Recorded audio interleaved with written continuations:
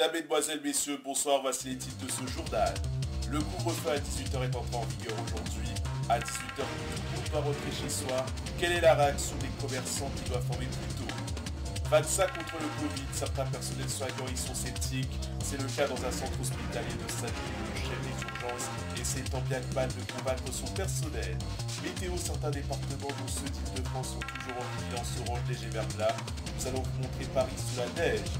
Covid oblige, pas de concert dans les salles, néanmoins il est possible de voir des concerts payants sur internet depuis chez soi.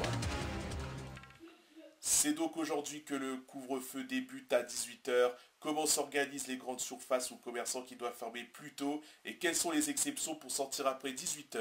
Nous avons fait un tour à Metz, ville déjà concernée par le couvre-feu anticipé. Reportage Rémi Pelleport, Daniel Poilu. Metz. Nous sommes à presque 1 heure du début du couvre-feu et tous les commerçants devront fermer leurs boutiques malgré leur mécontentement. C'est révoltant pour nos clients mais aussi pour nos commerçants qui en journée n'aura pas beaucoup de clients puisqu'ils travaillent. Et ça ne dérange pas ceux qui nous imposent ce couvre-feu qui arrive trop tôt à mon goût. Si on veut relancer l'économie, c'est pas avec ce genre de stupidité qu'on va y arriver. Voici l'attestation pour sortir aux heures du couvre-feu. En cas de non-respect des règles, l'amende est de 135 €. Alors il faut se plier aux règles et s'organiser, même si ce n'est pas du goût des autres. 23 départements sont actuellement en vigilance orange pour neige et verglas, c'est le cas dans tous les départements d'Île-de-France. Nous avons fait un tour avec Étienne Droguet et François Blaireau ce matin à Paris qui petit à petit était enneigé.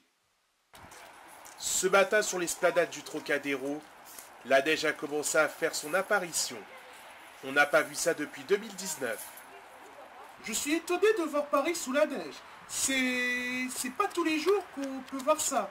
Au jardin du Luxembourg, il fallait faire attention de ne pas glisser. Sous un brouillard, on distingue à peine la tour Montparnasse. Le jardin du Luxembourg sous la neige, c'est du jamais vu. On pourrait faire un bonhomme de neige. Paris restera toujours Paris, mais la neige lui donne un autre visage. C'est la fin de ce journal, merci de l'avoir suivi. Tout de suite, les prévisions météo de Jean-Marc Soamy qui reviendra sur l'alerte orange neige et verglas. Dernier journal le soir 3 avec Jean-Sébastien Fernandez. Quant à moi, je vous retrouve demain pour le 12-13. Très bonne soirée, merci.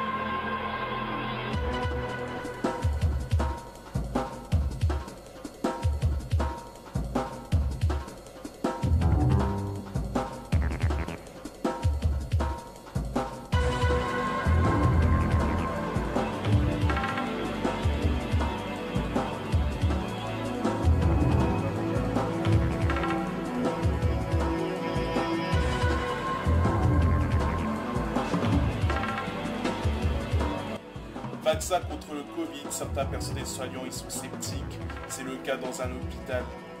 Alors, dans un centre hospitalier, pardon. Coupé.